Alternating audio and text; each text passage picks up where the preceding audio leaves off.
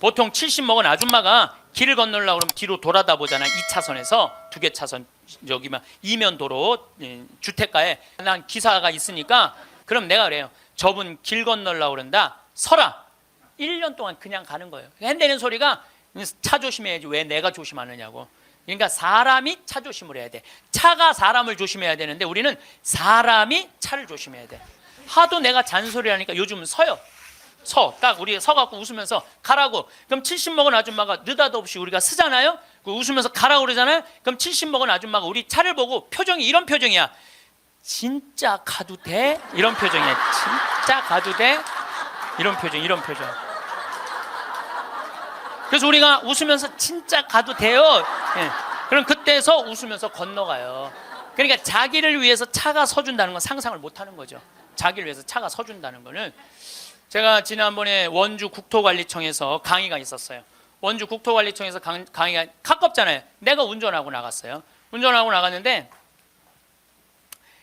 치악체육관에서 강의 끝나고 돌아오는데 치악체육관에서 가는데 도로 한가운데 젊은이가 라켓 2개를 뒤에다가 메고 가운데 갇힌 거야. 걔네들이 갇혀 있는데 차들이 싱싱 달리더라고. 건널목 한가운데 갇혀 있는데. 그래서 내가 차를 딱 세웠어요. 내가 쓰니까 뒷차들도 다 섰죠. 한 개 차선이니까 다 서갖고 내가 쓰면서 웃으면서 건너가라고. 그랬더니 젊은이 둘이서 날 보고 하는 표정이 진짜 가도 돼? 이런 표정이야. 진짜 가도 돼? 그래서 내가 진짜 가도 돼. 그랬더니 얘네들이 이 산더미만한 애들이 딱 건너가다가 갑자기 내 차로 몸을 돌리더니 90도 인사를 하고 가는 거예요. 걔네들 기분 좋게 건너가고 나 기분 좋은데 걸리는 시간이 3초밖에 안 걸렸어요. 3초. 근데 우리는 그 3초를 내놓지 못하는 거예요. 사람을 무시하는 거죠. 사람을 존중해 주는 게 아니라 사람을 무시하는 거예요. 지난 1월 달에 제가 괌에 강의를 갔어요. 괌에 강의를 갔는데 저녁에 나하고 같이 간 신부님이 시내 구경 나가자고 해서 나갔어요. 근데 건널목을 건너려고 그랬는데 2걸음을 걷는데 빨간불이 딱 켜졌어. 어떻게 뒤로 딱 물러났죠. 뒤로 물러났더니 그 앞에 있는 차가 나보고 웃으면서 가라는 거예요. 네가 가던 길이니까 가라는 거예요. 뒷차들이 쫙 서 있는데 나는 빨간불이고 자기는 파란불인데 나보고 가라는 거야. 항상 선진국에 가보면은요 누가 우선이냐면 사람이 우선이에요. 사람이 건너겠다면 차는 자기가 파란불이라도 서요. 그리고 신호 없는 데는 당연히 자기가 알아서 서요. 제가 1년에 도로를 9만 킬로를 다녀요. 내 차로 9만 킬로. 택시 기사들이 1년에 얼마를 뛰느냐면 4만 5천 킬로를 뛰어요. 근데 나는 9만 킬로를, 나는 택시를 했어도 택시 기사들보다 2배 돈을 더 벌었을 거야. 9만 킬로를 뛰니까. 그러니까 하루 중에 보통 도로에서 6시간 정도 있어요. 근데 매일 그렇게 있어요. 그러니까 도로에서 벌어지는 일은 세상 어느 누구보다도 내가 많이 알아요. 오늘도 영동고속도로로 나왔는데 영동고속도로가 4차선이야. 4차선이면은 1차선은 추월차선이에요. 추월차선. 추월하면 들어가 줘야 돼요. 추월하면 들어가 줘야 되고 추월하면 들어가 줘야 돼. 왜냐하면 뒤에 바쁜 차들 가라고. 내가 이탈리아를 가보니까 이탈리아는요 1차선이 보통 130에서 140으로 달려요. 추월하는 차들이니까 쫙쫙. 그리고 만약에 100km로 달리는 차들이 있으면은 막 뒤에서 상향등을 막 켜요. 비키라고. 그러면은 막 달리다가도 뒤에서 막 상향등을 켜잖아요. 내가 지금 천천히 가나 바로 빠져줘요. 내가 그걸 보고 내가 촌놈 유럽 여행기 그 책에도 썼지만은 너무 신기한 거야. 그냥 쉑쉑 가는 거예요. 그리고 바로바로 비켜주고 너무 신기하더라고요. 근데 우리나라는요 1차선에서 시속 95km로 앞에는 3km가 뻥 뚫려 있어. 그래도 단 한 번도 차선 안 바꿔요. 자기 때문에 뒤에 1km가 꽉 막혀 있는데도 한 번도 차선 안 바꿔요. 오로지 1차선으로만 가. 왜 그런 줄 알아? 우리는 1등에 한이 맺혀갖고 도로도 1차선으로 1등에 한이 맺혀 도로도 1차선으로 가야 돼. 우리는 4차선으로 가면은 내가 꼴등하는 기분이 들어요. 4차선. 그래서 여러분들 한번 보세요. 우리나라 이제 4차선 도로를 가보시면은요 4차선이 텅텅 비일 때가 대부분이에요. 1차선은 꽉 차도 죽으나 사나 1차선이야. 그러니까 너무 열받으니까 쫓아가고 야구 방망이로 앞에 앞유리를 깨고 3단봉으로 내리치고 서로 양보를 못하는 거예요. 자존심이 상하는 거예요.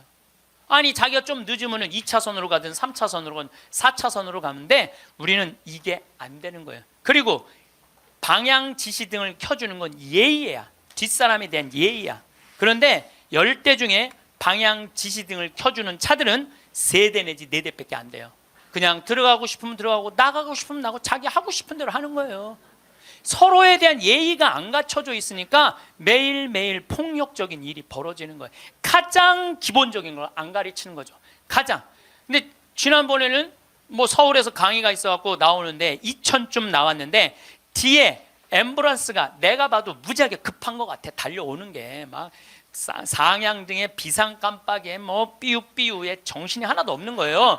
그런데 내가 딱 자리를 비켜줬는데 앞에 10대 중에 내가 쉬어봤어요. 몇 대가 비키나? 딱 3대 비키는 거야.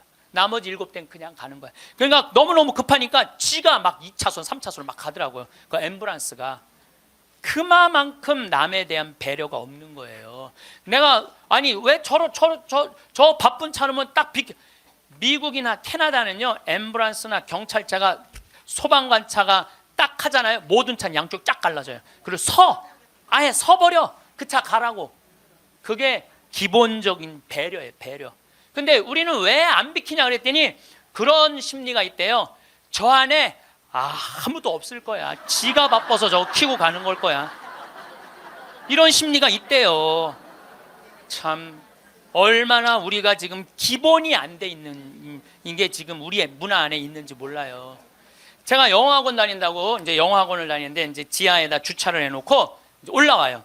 주차 1층에서 이제 내려야 돼요. 저는. 근데 이제 3층, 4층에 중학교 애들 영어 이제 학원이 있어요. 그 딱 내리면은 1층에서 내리려면 애들이 한 20명 서 있어 바깥에. 안에 이 엘리베이터 안에 사람이 꽉 차 있어. 근데 내리는데도 걔네들 밀고 들어와요. 내리는데도. 학원은 다녀서 뭐해? 가장 기본적인 게 아무리 국영수를 잘하면 뭐해? 가장 기본적인 질서를 안 지키는데 지금 여러분들 자녀들한테 백날 공부 가르쳐 봐요. 남을 양보하고 배려하고 남에 대한 어떤 협동이라든지 이런 게 안 가르쳐주면 안 지켜주면 공부해나 마나예요. 지금 대한민국은요 밑빠진 독에 물 붓고 앉아 있는 거예요. 이건 교육이 아니에요. 진정한 교육은 뭐냐면 사람을 존중해 주는 거예요. 자유를 존중해 주는 거예요. 선택권을 주는 거예요. 국정교과서로서 선택권을 뺏는 게 아니고 그게 교육이고 그게 자유고 그게 민주주의예요. 그게 예수님이 원하는 거예요. 어느 누구도 무시하지 말라는 거. 이게 예수님이 원하는 거예요. 여러분들도 우리 삶 안에서 내가 얼마나 사람을 존중하고 사람을 배려하나 좀 생각을 해봐야 될 것 같아. 근데 이게 하루아침에 생긴 게 아니야. 하루아침에 사람을 무시하는 게 생긴 게 아니라니까. 조선 500년 내내 사람을 무시하는 문화가 배 있어요. 누가 조선이 선비의 나라라고 그래. 선비는 10%밖에 안 됐어요. 90%는 평민이고 노비야. 90%는 온데간데 없고 조선이 선비의 나라라고. 그 10%만 위한 나라야. 부자만을 위한 나라일 수가 있다는 거죠. 어쨌든 우리 이 대한민국의 건국이념은 돈이야. 돈이기 때문에 돈을 벌어야 되는데 땅덩어리가 넓어요? 캐나다는 우리나라보다 102배가 나라가 넓어요. 102배가 나라가 넓은데 이 나라는 나무만 팔아도 100년을 먹고 산다는 거예요. 나무만 팔아도. 사우디아라비아는 석유만 팔아도 국민소득이 7만 달러야. 아무것도 안 해도. 근데 우리나라는 아무것도 없어. 땅도 안 넓고 자원도 없고.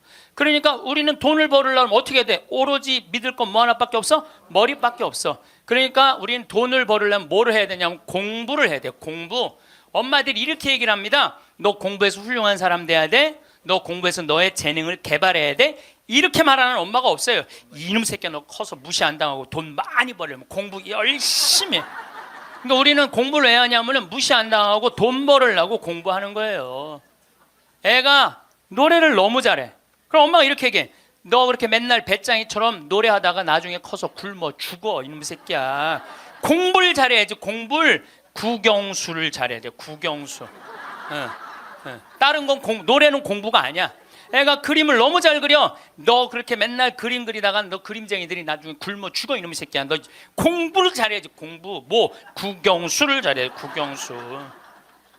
애가 공을 너무 잘 차. 너 이렇게 밤새 돌아다니면서 공차다 너 커서 굶어 죽어 이러면서 이렇게 빨리 들어와서 공부를 해. 그래갖고 뭘 해야 되냐면 국영수를 해야 돼. 그래서 우리나라는요 학교를 다니면 다닐수록 자기 재능을 죽이는 교육을 하는 거예요.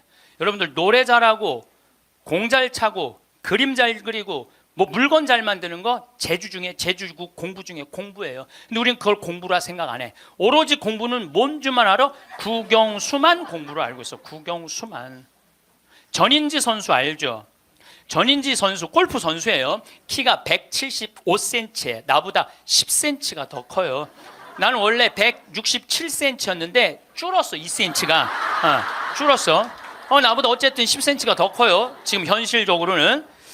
그런데 이 전인지 선수가 올해 US 오픈, 일본 오픈, 한국 오픈, 또 한국에서는 5승을 했어요. 그래갖고 올해 21살짜리가 벌은 돈이 20억이 넘어요. 한 해만. 근데 전인지 선수는 초등학교 5학년 때 우리나라 12,000명 수학 경시대에서 모여갖고 똑똑한 애들 모여갖고 수학 경시대 중에 1등한 애, 대상 받은 애. IQ가 무려 138이에요. 근데 이 아버지는 태권도 선수였던 아버지는 전인지 선수를 공부를 가르치고 싶지 않았어요. 골프를 가르치고 싶었어요. 그래갖고 오전 수업 끝나고 골프 연습장 보냈어요. 오전 수업 끝나고 골프 연습장 보냈어요. 교감 선생님이 난리가 났어요. 아니 이 천재를 왜 수학연재를 운동을 시키느냐. 수학을 가르쳐야지.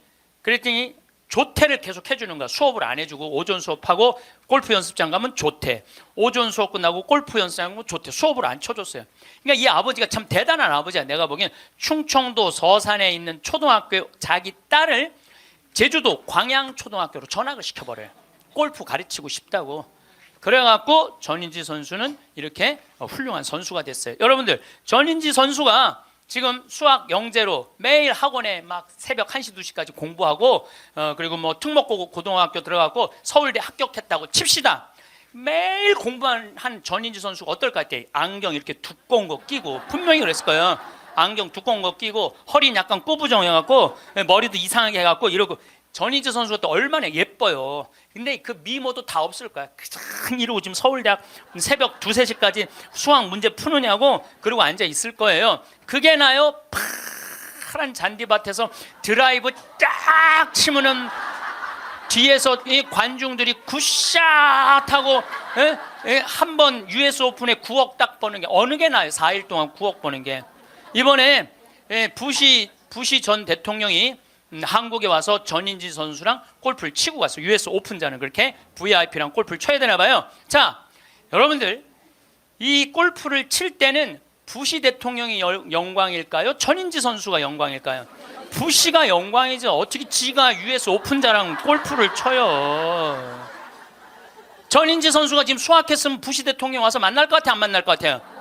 누군지도 몰라요. 이제는요 공부 잘한다고 행복한 시대는 끝났어요. 자기 재능을 잘 키우는 사람이 행복한 시대가 온 거예요. 꼭 1등 한다고 행복해? 1등 한다고? 꼭 1등 한다고 행복해요? 나는 고등학교 다닐 때 전교 610명 중에 597등 한 사람이야. 597등. 내 뒤에 딱 13명 있었어. 13명. 고등학교 1학년 때 정말 내 성적이에요. 그런데 작년이 내가 고등학교 졸업한 지 30년 되는 해. 작년이 30년이 되면은 홈커밍 데이 행사를 한대요. 홈커밍 데이 행사라는 건 뭐냐면은 30년 만에 고등학교 졸업한 친구들끼리 다 모여 호텔에서. 그래갖고 선생님 모셔다가 절도 하고 그 다음에 누가 출세했는지 누가 돈 많이 벌었는지 누가 잘 사는지 못 사는지 확인하는 행사래요. 그게 나는 작년에 처음 들었어. 그런 게 있는 줄. 왜냐하면 난 고등학교 졸업하고 동창 모임을 단 한 번도 나간 적이 없어요. 왜냐하면 길이 다른데 기숙사 생활 저기 막 7년 하고 신학교 10년 하고 신부됐는데 친구들을 만날 일이 하나도 없었어요. 근데 내가 졸업한 고등학교는 지금 현역 국회의원이 3명 있어요. 당 대표도 하나 있어요. 우리 학교 졸업생 중에 현역 국회의원이 3명이나 있어요. 그래서 우리 시의 시장님도 우리 학교 5년 선배야. 나하고도 아주 친해. 그러니까 명문이죠, 명문. 근데 이제 뭐 음악회도 하고 그 호텔에 모여갖고 하는데 초청 강의 시간이 있대요. 근데 동창들이 모여서 회의를 했대. 우리 학교 졸업생 중에 가장 훌륭하게 된 사람이 누구냐? 그 사람을 데려다가 강의를 듣자. 왜 나래? 나 597등. 아니 1등을 데려다가 듣지 왜 597등을 데려다 들어? 그거는 우리 학교 출신 중에는 정부에서는 현재 차관까지 올라가 있는 친구가 있대요. 차관까지. 꽤 명문 학교죠. 훌륭하게 된 사람은 나보다 훨씬 많아요. 근데 우리 친구들이 훌륭하게 된 사람을 초청한 게 아니에요. 자기가 하고 싶은 것 사는 사람을 초청한 거. 왜냐하면 난 중고등학교 때 가장 하고 싶었던 게 신부님이에요. 너무너무 신부님이 되고 싶었어요. 그래서 597등 가지고는 신학교 원서도 못 내는 거. 원서도 어디다가 원서를 내. 그래서 오로지 신학교 가고 싶은 그 욕구에 공부 열심히 했어요. 그래서 고등학교 2학년 때는 전교 25등까지 올라왔어요. 전교 25등. 이것도 진짜고 이것도 진짜예요. 네. 근데 내가 나온 고등학교는 그때만 해도 서울대 연고들 1년에 100명씩 갔어요. 1년에 100명씩. 그렇게 성적이 좋았는데도 나는 서울대 연고대 관심도 없었어요. 오로지 어디만 관심이 있으면 신학교. 내 최고의 목표는 신학교예요. 신학교 합격을 했는데 온 세상을 다 얻은 것 같았어. 온 세상을. 그리고 신학교 7년 동안 정말 행복하게 지냈어요. 아니 먹여주지, 재워주지, 얼마나. 그리고 신경 하나도 안 쓰게 여자도 못 만나게 하지. 얼마나 좋아. 얼마나 행복해요. 그 서품을 받았는데 보좌 신부 3년을 했는데 16,000명 본당, 14,000명 본당, 5,000명 본당 보좌 신부를 했어요. 근데 우리 천주교 교우들 보좌 신부 바라보는 눈이 어떠냐면 하트야, 하트. 얼마나 보좌 신부를 사랑해요. 그 28, 29, 30살에 그렇게 사랑받을 수 있는 젊은이가 얼마나 됐어요. 만약에 내가 장가를 갔다 하면은 그때 맨날 마누라한테 두들겨 맞으면서 마누라가 그래서 나가 죽어 그렇게 살 거면 맨날 그런 소리 들었을 거야. 그런데 사제가 되니까 그렇게 사랑을 받고 본당부 신부 10년 동안은 교우들이 나를 떠받들고 업고 다녔어요. 정말 나는 평택 비전동, 경기도 광주 오표 능평성당 두 본당의 교우들한테 정말 감사해요. 부족한 것이 참 많은 신부임에도 불구하고 정말로 전 세계에서 대한민국 교우들처럼 신부들한테 잘하는 교우가 어디 있어요. 10년 행복하게 지냈죠. 그리고 이제 강원도 평창에 가서 산 지 12년이 되는데 정말 요즘 같은 경우는요 아침에 마당에 딱 서면 물 한 개 펴요. 밤낮 기온차가 있을 때 물 한 개가 여러분들 물 한 개 피는 거 어떤 거 모르죠? 쫙 피어올라요. 그냥 눈에 보여요. 그리고 단풍이 쫙 있지.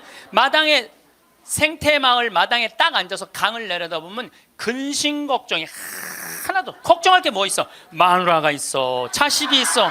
근심 걱정이 하나도. 얼마나 행복해. 그러니까 친구들이 동창들이 와서 나한테 와서 보는 거, 야, 너 정말로 행복해 보인다. 왜냐하면 하고 싶은 일을 하니까. 하고 싶은 일을 하니까 행복한 거예요. 1등이 행복한 게 아니에요, 여러분들. 정말 행복한 거는요, 꼴등도 행복한 나라가 행복한 거예요. 1등이 행복한 나라는 행복한 나라가 아니에요. 우리 집에 조카가 하나 있는데 3년 전에 내가 잠비아를 데리고 갔다가 얘가 말라리아에 걸렸어요. 그래갖고 여러분 1년에 말라리아로 걸려 죽는 숫자가 얼마냐면 300만 명이에요. 300만 명. 예. 근데 처음에는 말라리아인지 뭐 독감인 줄 알고 계속 수원에 있는 병원에 있었어. 근데 보니까 이게 치료가 안 되는 거야. 점점 백혈구 수치가 올라가는 거야. 죽기 직전까지 올라간 거야. 너무너무 놀래갖고 내가 여기 서울 국립의료원에 입원을 시켜놓고 마침 서울대병원에 내가 강의를 나가니까 전화해갖고 최고로 좋은 감염내과 의사 찾아서 우리 조카 좀 내가 조카 하나 잡게 생긴 거 아니에요. 지금 아프리카 데리고 가서 조카 좀 살려. 그리고 내가 그날 내 평생에 그렇게 간절하게 기도한 적이 없어. 하느님, 우리 조카만 살려주면 내가 열심히 살겠습니다. 딴 생각 안 하고 내가 열심히 기도했어요. 조카가 살아났어요. 기적같이 살아났어요. 정말 죽으려고 그러는 애가 살아났어요. 근데 얘가 그 말라리아 걸리기 전에는 화학과를 다녔어요. 근데 별로 행복해 보이지 않더라고. 애가 화학과를 다녔던 애가. 근데 말라리아 치료되고 난 다음에 학교를 때려쳤어요. 얘가 어렸을 때 성우를 하고 싶어 했어요. 그래서 뭐 바이올린도 배우고 피아노도 배우는 아이예요, 원래는. 근데 하악과를 간 거야. 바이올린하고 피아노 배우는 애가, 성우하고 싶은 애가 하악과를 가니 얼마나 한심해요. 그랬더니 나한테 그러는 거야. 삼촌, 내가 학교 때려쳤어. 그래서 왜? 그랬더니 내가 죽음 직전까지 가보니까 내가 좋아하는 걸 하다가 죽는 게 자기가 옳게 사는 거라는 생각이 들더래요. 그래서 얘가 공부를 해갖고 뮤지컬 학과를 들어갔어요. 뮤지컬 학과를 들어가고 아니 가자마자 장학금을 받고 다니는 거야. 하학과 다닐 땐 장학금 하나도 받지 못했던 애가 자기가 좋아하는 걸 하면은 되는 거예요. 뭐 청음은 만점이래요. 이번 축일 때 얘가 우리 생태마을에 와갖고 저 삼촌 때문에 내가 인생이 바뀌었다 그러면서 노래를 하는데요. 정말로 웬만한 기성 그 뮤지컬 가수보다도 정말 잘한다고 하면 좀 문제가 있겠지만 절대 노래를 기가 막히게 잘하더라고. 얘가 노래를 얼마나 잘하는지 얘가 나하고 목소리가 똑같아.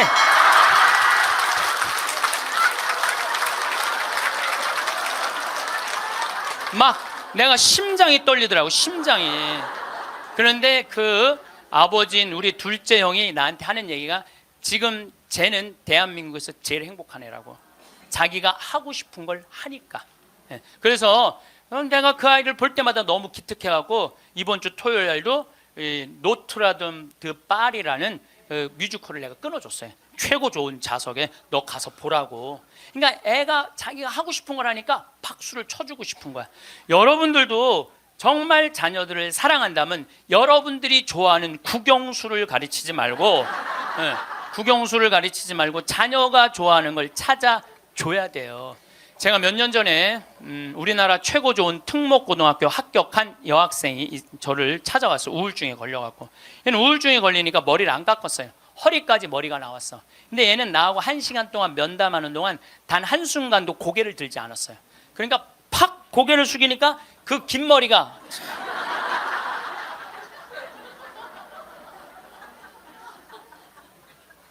나는 걔 얼굴을 1시간 동안 못 봤어요. 까만 머리만 봤어. 까만 머리만. 근데 얘가 하는 말이 이런 말이에요. 자기는 초등학교 4학년 때까지 너무 행복했대요. 공부도 잘하고 시골에서. 근데 선생님이 엄마를 부르더니 얘는 여기다 놓기 너무 아까운 애라고. 공부를 너무너무 잘하니까 평촌으로 보내라고, 학원만은. 그래서 평촌으로 엄마가 전학을 보냈대요. 근데 여러분들 이거 생각해야 돼요. 아이는 전학을 한번 가면은 엄마 뱃속에서 새로 태어난 것 같이 새로운 환경에 놓인대요. 친구 새로 만나야지, 선생님 새로 만나야지, 가는 길 다르지. 그만큼 힘든 거야, 전학을 한번 가면은. 근데 가자마자 전교 1등을 했대요. 그러니까 바로 왕따를 당했대요. 바로 왕따를 당했대요. 그냥 사는 게 너무너무 학교 다니는 게 지겨웠대요. 근데 오로지 공부 잘하니까. 거기서 너무너무 공부를 잘하니까 선생님이 엄마를 부르더니 얘는 평촌에 놓기 너무 아깝다고 일산으로 보내라고. 일산으로 갔대요. 중학교 올라가고 일산에서도 공부를 너무 잘한 거야. 그랬더니 선생님이 엄마를 부르더니 얘는 여기다 놓기 너무 아깝다고 강남으로 보내라고. 강남으로 간 거예요. 그래서 우리나라 최고 좋은 특목고등학교 합격을 했어요. 얘 아이가 합격을 했는데, 우리는 특목고등학교 3월 달에 들어가는 게 아니고 우리 일반 고등학교는 3월에 가잖아요. 특목고등학교 1월 달에 기숙사에 들어간대요. 그래서 1월, 2월 2달 만에 고등학교 2학년 과정을 다 마친대요. 워낙 똑똑한 애들이니까. 그러니까 걔네들이 다 예일대, 하버드대, 서울대 2학년 때 다 가는 거예요. 3학년 때까지 안 가. 2학년 때 다 가는 거야. 선행학습 하니까.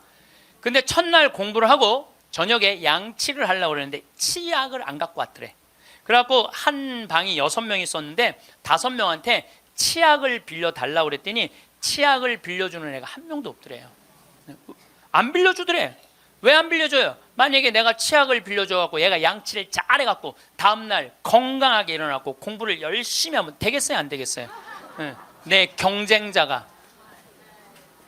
얘네들은 경쟁자로 보이는 거예요. 친구로, 동료로 안 보이는 거예요. 그래갖고 뭐를 해야 돼? 1등을 해야 돼. 그래갖고 뭘 해야 돼? 출세를 해야 돼. 협동, 이해, 양보, 배려, 이런 거 안 배워요. 이런 거 안 배워요. 경쟁, 1등, 출세, 돈, 이걸 배우는 거예요. 얘가 생각을 해보니까 그때 우울증이 온 거예요. 이게 뭐냐. 근데 걔가 나한테 정말로 울부짖으면서 한 얘기가 있어요. 신부님, 나는 내 인생을 돌아봐서 16년 동안 즐거웠던 추억이 하나도 없어요. 공부한 거 외에는 생각나는 게 하나도 없다는 거예요. 토요일 날 일요일 학원만 다녔지 어디 놀러 가봤던 적도 없다는 거예요. 그러니까 추억이 하나도 없는 애들이 특 먹고 가는 거예요. 그리고 그중에 진짜 4당 오락 4시간 자면은 합격, 5시간 자면은 떨어져. 그러니까 4시간밖에 안 자고 공부만 하는 애들이 서울대학 가는 거예요. 그중에 정말 도서관에서 머리통이 터져라 공부하는 애들이 사법고시, 행정고시 보는 거예요. 그리고 그중에 진짜 똑똑하고 출세 욕구 있는 애들이 국회의원이 돼갖고 지금 대한민국을 통치하고 있는 거예요. 여러분들 대한민국 요즘 국회 보면 맨날 서로 협동하고 이해하고 양보하고 배려해요? 맨날 머리통이 터지게 싸우지 않아요? 대한민국 국회의원은 누가 만들어낸 거냐면 여러분들이 만들어낸 거예요. 대한민국 모든 사람들이 만들어낸 거예요. 대한민국 국회는 대한민국 교육의 결정체예요. 만약에 대한민국 교육이 협동하고 이해하고 양보하고 배려하는 걸로 가르쳤다면 우리나라 국회의원들 서로 항상 서로 여야가 합의 보고 협동하고 양보하고 그렇게 나갔을 거야. 근데 초등학교 때부터 그렇게 배운 적이 없어. 경쟁하고 1등하고 출세하고 자기 잘난 것만 배웠어. 그러니까 지금 국회가 저러고 있는 거예요. 내가 보기엔 올해도 예산안이 처리가 될지 안 될지 그놈의 국정교과서인가 뭔가 때문에 처리될지 안 될지 그건 지금 정말 한심한 거예요.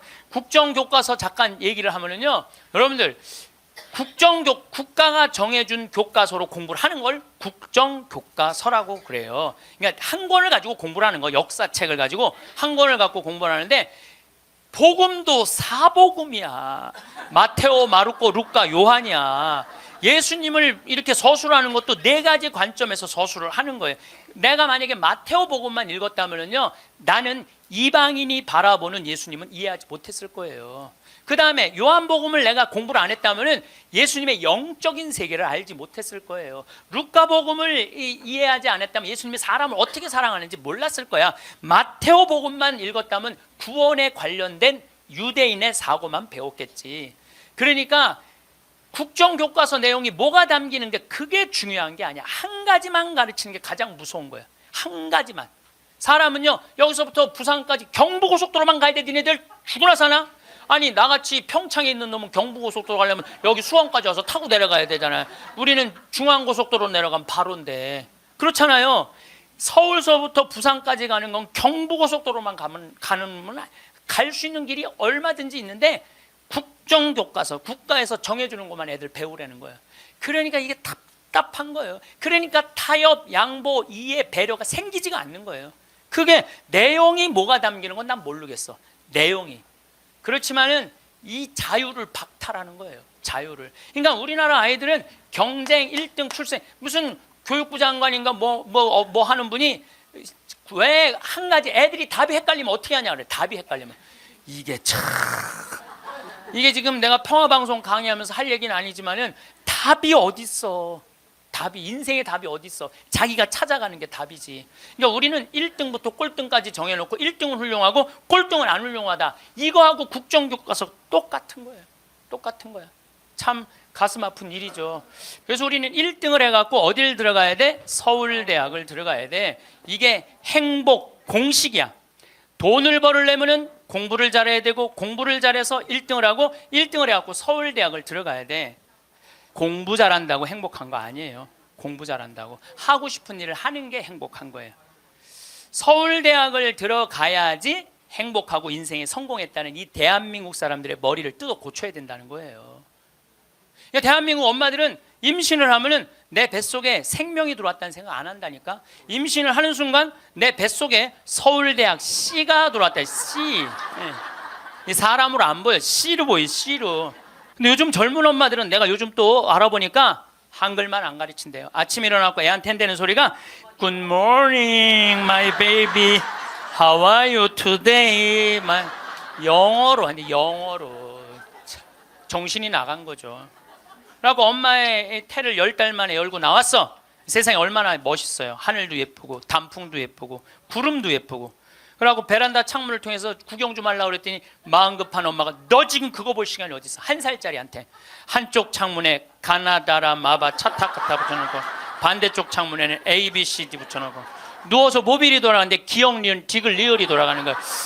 자, 저는 이 이야기를 20년째 하고 있어요. 왜냐하면은 내가 가정방문 다녀보면서 제일 꼴보기 싫은 게 애방에 글자, 숫자, 영어 더덕더덕 붙여놓는 거예요. 그게 애를 위한 일이 아니거든요. 애를 정신을 혼란하게 만드는 거예요. 발도르프 교육이라고 있어요. 독일에서 이 1차 세계대전 끝나고 난 다음에 담배 공장에서 처음으로 한 교육이에요. 근데 이게 가장 인간한테 인권을 존중해주는 교육이래요. 이 발도르프 교육은 유치원 때부터 대학 졸업할 때까지 등수가 없어. 등수가 없어. 누가 1등인지 누가 꼴등인지 몰라. 그리고 이 발도르프 교육에서는 사람을 어떻게 등수로 먹이느냐 이거예요. 사람 어떻게 등수로 평가하느냐 이거예요. 등수가 없어요. 그리고 지금 노르웨이, 핀란드, 덴마크, 네덜란드 다 등수 없어요. 우리나라처럼 1등급부터 15등급, 20등급 나눠놓는 나라가 없다니까요. 참 불행한 거예요. 이건 교육이 아니에요. 교육이. 근데 이 발도르프 교육에서 가장 하지 말아야 되는 거 머리맡에 모빌 달아놓지 말라는 거예요. 애기한테 모빌 달아놓으면 절대 안 된다는 거예요. 생각을 해봐요. 하루 종일 가나다라 갖고 놀고 ABCD 갖고 놀고 1, 2, 3, 4 갖고 놀아서 너무 피곤해. 그래서 잤어 밤에. 자고 한 8시간 잤어. 오늘 하루를 개운하게 시작해볼까? 눈을 딱 떴는데 기역, 니은, 지글, 리을이 돌아가. 이게 애들한테 보통 스트레스가 아니라는 거예요. 그런 애들이 커서 다 치약 한 통을 다 짜서 동료 병사들을 먹이는 거예요. 그런 애들이. 그러니까 우리나라 애들은요, 어렸을 때부터 너무 스트레스를 받아갖고 중학교 2학년만 되면 폭발하는 거예요. 그래서 중2병이 나오는 거예요. 부모가 너무너무 괴롭혀갖고. 작년에 부산에서 한 초등학교가 선생님이 2학년인데 22명이 한 반인데 다음 중간고사 볼 때 만점 받는 애부터 밥 먹인다고. 그래서 국어, 수학을 중간고사에 봤대요. 근데 4명이 22명 중에 4명이 만점을 받았대. 4명한테 그랬대. 니네들 만점 받았으니까 밥 먼저 먹으라고. 그리고 18명한테 니네 시험 못 봤으니까 밥 나중에 먹으라고. 그러고 급식을 성적순으로 한 거죠. 이거 애들한테 갑질 가르치는 거예요. 너 공부 잘하니까 뭐도 먼저 먹어도 돼? 밥도 먼저 먹어. 어렸을 때부터 공부를 잘하면 특권을 누리게 가르치는 거예요. 그래서 갑질이 나오는 거. 그래서 어렸을 때 공부 잘하면 밥도 먼저 먹어도 돼. 그러니까 얘네들은 항상 먼저 먹었어. 뭐든지. 그러니까 나중에 무슨 판사, 검사, 국회의원, 장관 돼도 항상 먼저 먹어도 돼. 돈도 먼저 먹어. 뭐든지 먼저 먹어. 남들보다 먼저 먹어. 돈도. 근데 항상 평생을 먼저 먹어갖고 먹었는지 기억도 안 나. 기억도 안 나는 거예요. 기억도 안 나는 거예요. 이게 우리나라 교육에서 잘못된 거예요. 만약에 선생님이 이렇게 교육했다면 얼마나 좋을까요? 18명한테 니네들 시험 못 봤으니까 먼저 밥 먹고 기운 내서 공부 열심히 해. 그리고 4명한테 니네들 양보하면 쟤네들한테 좋을 것 같아. 이랬다면 이 교실 안이 훨씬 화기애애했을 거예요. 만점 맞는 애 먼저 먹으라고 18명 나중에 먹는 애들 시험도 못 봤는데 밥도 나중에 먹으래. 기분 좋을 것 같아, 나쁠 것 같아요? 기분 나쁘죠. 학교 다니면서 기분 나쁜 거죠. 근데 얘네들은 또 집에서는 독상을 차지할 수 있어. 집에서만은. 그래갖고 집에서 엄마한테 성적 주고 행복하게 밥을 먼저 먹었어. 집에서는. 근데 문제는 엄마예요. 행복하게 밥 먹는 애 한번 쳐다보고 성적표 한번 쳐다보고 행복하게 밥 먹는 애 한번 쳐다보고 성적표 쳐다보다가 해서는 안 될 말을 해요. 야 이놈의 새끼야, 이 성적 받고 밥이 목구멍으로 넘어가냐. 그럼 얘는 할 수 있는 건 딱 하나밖에 없어요. 탈선밖에 할 수 있는 게 없어요. 탈선. 작년에 서울에 또 잘 사는 동네에 48살 먹은 명문 사립대 나온 사람이 자기 부인 43살 죽였어요. 아시죠? 근데 이 집이 아파트가 11억이래. 11억인데 이 주식 잡아서 근저당을 잡아서 5억을 날렸대요. 5억을. 그리고 6억이 남은 거죠. 그런데 이제 날리고 난 다음에 왜 죽였느냐? 더 이상 강남에서 최고의 생활을 할 수 없다면 얘네들이 자괴감을 느낄 거라는 거예요. 그러면 11억 아파트에 5억 날리면 얼마 남는 거예요? 6억 남죠? 부인 통장에 3억 현찰이 있었대. 부인이 차분히 돈을 모아놔서. 그럼 9억이야. 꼭 강남에서 살아야 돼? 그 9억을 가지고 평창에 와서 살면은요. 평창에 와서 살면요 갑부예요. 우리 땅 좋은 거 하나에 15만이 한 평에. 그러면 한 300평 사봐야 한 4,500만 원, 5천만 원이에요. 그리고 집 기가 막히게 잘 지면은요, 한 1억 5천이면 정말 이 서울의 어떤 집보다 멋있게 질 수 있어. 그래봤자 2억이야, 2억. 그리고 7억이 현찰로 남으면요, 평창에서 갑부로 살 수 있어요. 근데 우리는요, 1등에만 목을 매기 때문에 내려앉는 걸 할 줄 모르는 거예요. 내려앉는 걸 할 줄 모르는 거예요. 여기 있는 분들도 가만히 있어요. 난 망했어. 그리고 가만히 정신 차려보면 그래도 건질 게 많거든. 그런 거 정리해갖고 평창에 오면 다 되는 건데 여기서 살라고 그러니까 힘든 거예요. 여기서 살라고 그러니까. 그러니까 1등병을 고쳐야 돼요. 1등병을. 자기가 하고 싶은 거 하고 사는 게 제일 좋은 거예요. 핀란드 유치원하고 우리나라 유치원하고 자전거를 한 대 갖다 놓고 어린이집 놀이터에 이 자전거를 갖고 정말로 얘네들이 잘 노나 실험을 했어요. 근데 핀란드에는 20명이 있는데 한 명이 막 타고 노는데 다른 애가 아무도 안 건드려. 그래서 얘는 또 타고 놀더니 제자리에 갖다 놔. 다음 애가 또 타고 놀아. 그 다음 애가 또 타고 놀아. 그래갖고 20명이 1시간 내에 다 타고 놀았대요. 그런데 우리나라에는 딱 20명이 그 자전거, 새 자전거를 보더니 20명이 매달려갖고 네가 먼저 타느냐 내가 먼저 타느냐 싸워갖고 1시간 동안 한 명도 못 탔다는 거예요. 자, 여러분들 이게 EBS에서 5년 전에 한 실험이에요. EBS에서 5년 전에 한 실험이에요. 똑같은 자전거를 놓고 핀란드 애들은 다 타고 놀았는데 똑같은 자전거를 놓고 우리나라 애들은 한 명도 못 탔어요. 우리나라엔 지금 먹을 재산이 너무너무 많아. 나눌 게 너무너무 많아. 그런데 아무도 못 가져. 너도 못 갔고 나도 못 갔고. 하늘에서 붕 떠 있어. 천국은 나누느냐 나누지 않느냐로 결정돼요. 천국과 지옥은. 여러분들 이 하느님이 제가 늘 말씀드리잖아요. 하느님이 째째한 분이 아니에요. 천당, 지옥 다 먹을 거 상다리가 부러지게 차려놔. 너무 많이 차려놓으니까 상이 너무 커. 그러니까 젓가락이 저기까지 먹어야 되니까 우리 팔 2배만 해. 전부 다 젓가락이. 천국에 가보니까 살이 다 통통 쪘어. 왜 쪄? 이걸 찝어갖고 저쪽에 있는 애한테 너도 한번 먹어봐. 너도 한번 먹어봐. 너도 한번 먹어. 서로 먹여주는데 지옥은 자기 팔보다 2배 긴 젓가락을 쥐고 저만 먹으려고. 이 자전거하고 이거하고 똑같은 거예요. 우리나라도 지금 똑같아요. 우리나라 정말 돈이 많은 나라인데 다 여유가 생겼는데 아직도 자기 입에만 집어넣으려고 그래. 자기 입에만 집어넣으려고 그러는 거야. 빌 게이츠가 며칠 전에 얘기했잖아요. 미래 세계는 나누는 나라가 경쟁이 있는 나라라고. 나누는 나라가 경쟁이 있는 나라라고. 저한테 많은 암 환자들이 오죠. 많은 암 환자들이 와서 하소연할 때 이런 얘기를 해요. 신부님, 제가 정말로 이제 60부터 행복하려고 30살서부터 60살까지 돈만 모고 아무데도 놀러 안 갔다는 거야. 근데 암이 걸려갖고 이제 아무데도 갈 수가 없다는 거야. 억울해 죽겠다는 거야. 차라리 그때 갈 걸. 그때 갈 걸. 미국 사람들은요 5개월 일해서 한 달 여행 가는 게 목적이에요. 5개월 열심히 돈 모아. 이번엔 내가 뭐 어딜 간다 그러면 열심히 와서 한 달 휴가 화끈하게 갔다 와요. 또 한 5개월 열심히 모아. 또 한 달 화끈하게 왔다가 그 사람들 한 30년 동안 살면서 거의 60번 정도의 휴가를 멋있게 갔다 오는 거예요. 근데 우리나라는 30살부터 60살까지 나중에 가려고 한 번도 안 가.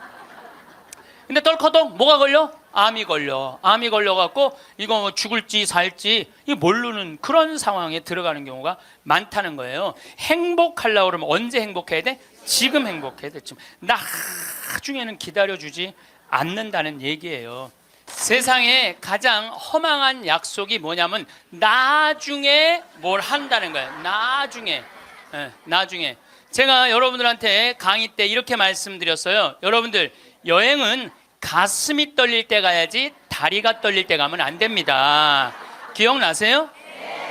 그런데 대개 한 50에서 60 되신 분들이 이때 여행을 가고 싶어. 말대로 여행을 가고 싶은데 지금 애도 교육도 시켜야 되고 결혼도 시켜야 돼. 그러니까 신부님 나중에 간다고. 나중에는 없어요. 가려면 언제 가야 돼? 지금 가야 돼. 지금. 금 중에 제일 소중한 금이 황금도 아니고 소금도 아니고 지금이에요. 지금. 여러분들 중에 이런 분들이 있어요. 오늘 정말로 갈비가 먹고 싶다. 내가 아들을 셋을 키워놨는데 큰아들이 사줄래나 둘째 아들이 사줄래나 막내 아들이 사줄래나 이렇게 생각하는 분은 바보 중에 상바보예요. 왜냐하면은 아니 아들이 무당이야? 막 일하다가 엄마가 지금 갈비 먹고 싶어 하네? 오늘 가서 사드려야 되겠다. 이런 자식 있어요 없어요? 없어요. 지금 갈비 먹고 싶은 거 누구만 알아? 나만 알아. 이거 누가 사줘야 돼? 내가 사줘야 돼. 누구 돈으로? 내 돈으로. 내 돈으로. 예. 여러분들이 행복하시고 싶으면은 뭐를 버려야 되냐면 거지 근성을 버려야 돼. 거지 근성. 누가 사 주기를 바라는, 누가 나를 행복하게 해주기를 바라는 이 거지 근성을 버려야 돼. 먹고 싶은 거 있으면 누가 사 먹어야 돼? 내가 사 먹어. 행복하고 싶으면 누가 행복하면 돼? 내가 행복하면 돼. 언제? 나중에 말고 언제? 지금. 여러분들 지금 어느 교수님이 한 얘기지만은 아이스크림이 있어. 이 아이스크림이 있는데 너무 더워. 그럼 이거 어떻게 해야 돼? 먹어야 돼. 언제 먹어야 돼? 지금 먹어야 돼. 이거 나중에 먹는다고 놔두면은 이거 녹아서 남아 있어요? 안 남아 있어요? 그래서 투자를 하고 싶어도 여러분들이 가장 어리석은 투자가 뭐냐면 주식 투자예요. 주식 투자.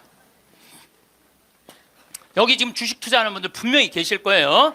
자, 주식 투자를 할 동안은 돈 써요? 못 써요? 못 써요. 그런데 제가 모 은행의 지점장들 300명한테 강의를 한 적이 있어요. 근데 그분들이 나한테 이렇게 말을 해요. 대개 주식 투자하는 개인의 96%는 평생 하다 보면은 5천에서 1억 정도는 다 손해보고 나간다는 거. 96%가 써보지도 못하고 날리는 거야. 써보지도 못하고. 저는 요즘 필라테스라는 걸 해요. 제가 필라테스를 하는데 비싸요. 1시간에 뭐 7만 원인가 그 정도 해요. 또 개인 레슨을 하니까. 그런데 제가 뭐 관절염이 있으니까 안 쓰는 근육들이 너무 많더라고. 일주일에 2번을 하는데 내 몸이 나한테 그러더라고. 주인님 너무너무 감사하다는 거야 나한테. 왜 이렇게 나한테 잘해주느냐고. 필라테스를 하죠. 그 다음에 내가 영어 공부하죠. 나한테 하는 투자는 아깝지 않아요. 그런데 주식 투자는 써보지도 못하고 날리는 거야. 아니 여러분들 5천만 원을 날린 분들 내가 물어볼게요. 여러분들 그 5천만 원을 갖고 자기한테 투자했어. 자기 신앙에 투자했어. 5천만 원을 가지고 이스라엘 성지순례를 10번을 갔다 왔다고 생각을 한번 해봐요. 그럼 여러분들은 지금 10번 갔다 온 분들은 예수님하고 트고 지낼 수 있어요. 이스라엘 성지순례 10번 갔다 온 분들은 예수님하고 그냥 맘먹고 막 트고 그냥 얘기할 수 있어. 그게 나 주식 투자 5천만 원 해갖고 한 푼도 못 건져갖고 아이고 속이야 아이고 가슴이야 이러고 사는 게 나아요. 어느 게 나아? 그러니까 오늘부터 주식 다 팔고 어떻게? 자기한테 투자하세요. 나중에 투자하지 말고 언제 투자해? 지금 투자해야 돼. 지금 투자해야 돼. 그러니까 우리는 어떻게 행복한지도 모르고 서로 무시하고 사는 게 기쁨이 뭔지도 모르고 살아. 우리는 늘 무언가를 향해 달려가고 있습니다. 더 나은 내일을 위해, 더 나은 모습을 위해 쉼없이 앞만 보며 걸어왔습니다. 그런데 문득 이런 생각이 듭니다. 이렇게 계속 달려가기만 하면 정말 행복해질 수 있을까요? 아니면 우리는 행복이라는 목적지를 향해 가는 것이 아니라 그저 남들보다 앞서 있다는 안도감을 얻기 위해 달리고 있는 것은 아닐까요? 어린 시절부터 우리는 비교 속에서 자라왔습니다. 누가 더 빨리 달리는지, 누가 더 높은 점수를 받는지, 누가 더 좋은 곳에 들어가는지, 이런 비교는 자연스럽게 우리 마음속에 자리 잡았고 어느새 비교하지 않으면 불안한 사람이 되어버렸습니다. 옆 사람이 무언가를 이루면 진심으로 축하하기보다는 나는 왜 아직 그렇지 못한가 하는 초조함이 먼저 올라옵니다. 이런 감정은 우리를 괴롭히고 관계를 멀어지게 만들고 결국 우리 자신을 불행하게 만듭니다. 이런 마음은 어디서 왔을까요? 우리 사회가 만들어낸 기준 때문입니다. 좋은 학교를 나오고 좋은 직장에 들어가고 많은 돈을 벌어야 성공한 삶이라고 배웠습니다. 그 기준에 맞추지 못하면 뒤처진 사람처럼 느껴지고 스스로를 부족하다고 여기게 됩니다. 하지만 이상한 일입니다. 모두가 같은 길을 가려고 하면 그 길은 점점 좁아지고 결국 대부분의 사람은 자신이 실패했다고 느끼게 됩니다. 그리고 그 실패감은 평생 우리를 따라다니며 마음을 무겁게 합니다. 남보다 앞서야 한다는 생각은 우리를 계속 긴장하게 만듭니다. 잠시 쉬는 것도 불안하고 여유를 부리는 것도 불안합니다. 다른 사람이 앞서가는 것 같아서, 나만 뒤처지는 것 같아서 계속 뛰어야 한다고 생각합니다. 그런데 이렇게 살다 보면 정작 중요한 것을 놓치게 됩니다. 바로 지금 이 순간을 즐기는 것, 내 곁에 있는 사람들을 소중히 여기는 것, 그리고 내가 진짜 원하는 것이 무엇인지 생각해 보는 것입니다. 우리는 목적지에만 집중한 나머지 그곳으로 가는 여정 자체를 잊어버리고 맙니다. 비교하는 마음은 또 다른 문제를 만들어냅니다. 남을 배려하는 마음이 점점 작아진다는 것입니다. 내가 이기려면 누군가는 져야 하고, 내가 올라가려면 누군가는 내려가야 한다고 생각하게 됩니다. 이렇게 되면 다른 사람의 어려움에 공감하기보다는 그것을 나의 기회로 여기게 됩니다. 서로 돕고 함께 나아가는 대신 각자 도생의 길을 걷게 되는 것입니다. 그리고 그런 세상에서는 아무도 진정으로 행복할 수 없습니다. 그렇다면 우리는 어떻게 살아야 할까요? 가장 먼저 필요한 것은 용기입니다. 남들이 정해놓은 성공의 기준을 따르지 않을 용기, 내가 정말 좋아하는 것을 찾을 용기, 그리고 남들과 다른 길을 걸어도 괜찮다고 스스로를 인정할 용기입니다. 이 용기가 없으면 우리는 평생 남의 삶을 살게 됩니다. 남의 꿈을 이루려고 애쓰고, 남의 기준으로 나를 평가하고, 남의 시선을 의식하며 살아가게 됩니다. 진짜 성공은 무엇일까요? 많은 사람이 성공을 돈이나 명예로 정의합니다.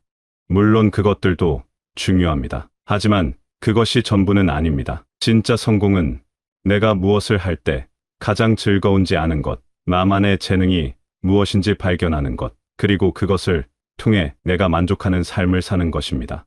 남들이 보기에 화려하지 않아도 내가 행복하다면 그것이 바로 성공입니다. 세상의 기준이 아닌 나만의 기준으로 삶을 평가할 수 있을 때 우리는 비로소 자유로워집니다. 내가 좋아하는 일을 찾는다는 것은 생각보다 어렵습니다. 우리는 너무 오래 남의 기준으로 살아왔기 때문에 정작 내가 무엇을 좋아하는지 모르는 경우가 많습니다. 그래서 필요한 것이 바로 스스로에게 질문하는 시간입니다.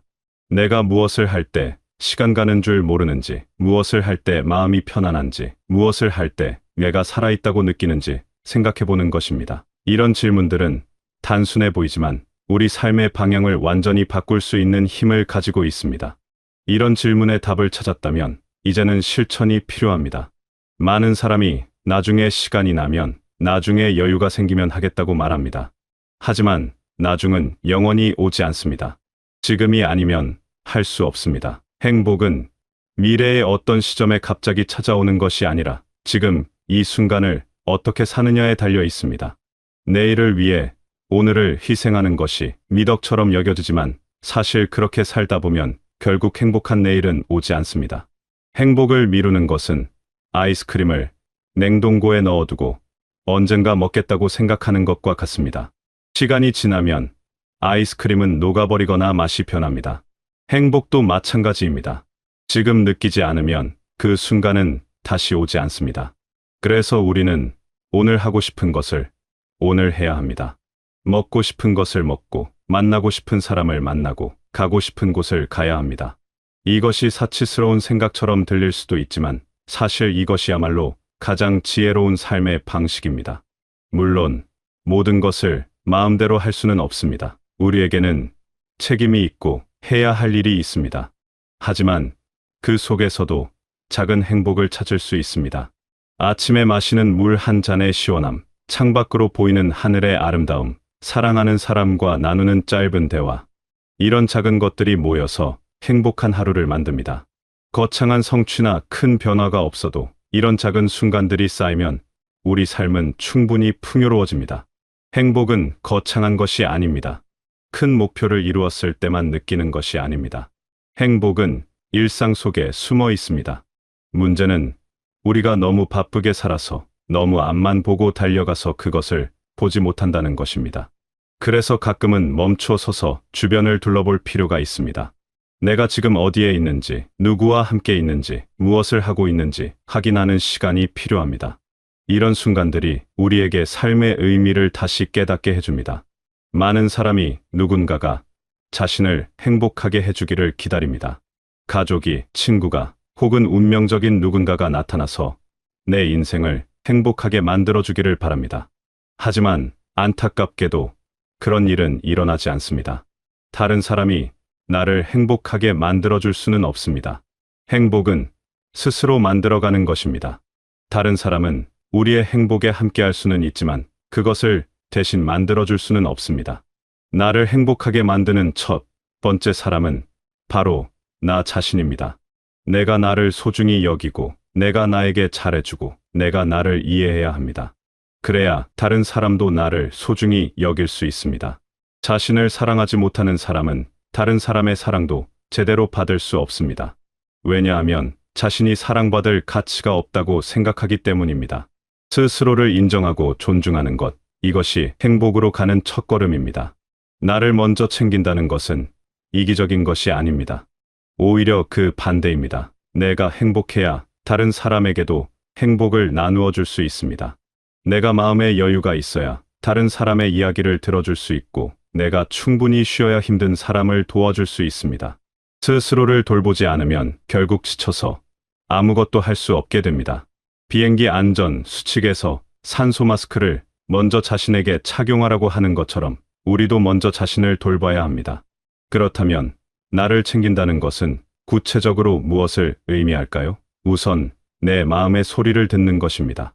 내가 지금 무엇을 느끼는지, 무엇이 필요한지 귀 기울이는 것입니다.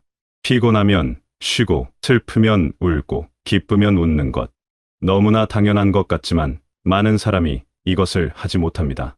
감정을 억누르고 필요를 무시하고 계속 참으면서 살아갑니다. 하지만 이렇게 쌓인 감정들은 언젠가 폭발하거나 우리를 병들게 만듭니다. 또한 나를 챙긴다는 것은 내 시간을 소중히 여기는 것입니다. 하루 24시간 중에서 적어도 일부는 온전히 나를 위한 시간이어야 합니다. 아무것도 하지 않아도 되고 누구에게도 방해받지 않는 나만의 시간. 그 시간 동안 내가 하고 싶은 것을 하고, 내가 생각하고 싶은 것을 생각하고, 내가 느끼고 싶은 것을 느끼는 것입니다. 이런 시간이 사치처럼 느껴진다면 그것은 우리가 너무 오래 자신을 뒷전으로 미뤄왔다는 증거입니다.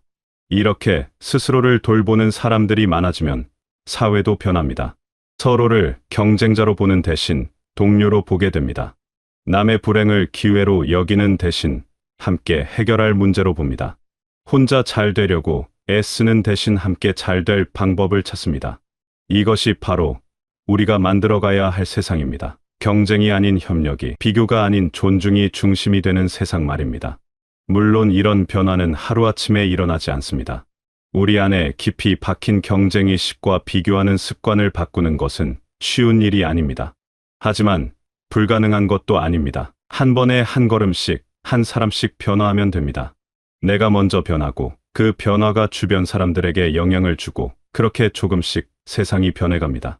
거대한 변화도 결국 작은 변화들이 모여서 만들어지는 것입니다.